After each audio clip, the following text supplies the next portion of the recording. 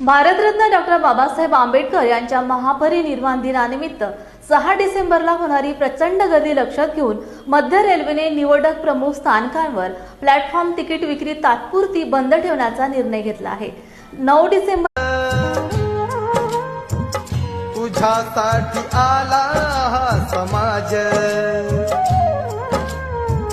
तुझी याद करती सारे अश्रू ढाळून,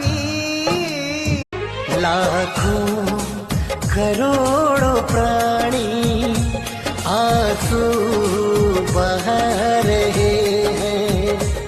संविधान के रचैया। दिसंबर की 6 तारीख को डॉक्टर आंबेडकर का दिल्ली में देहांत हो गया है।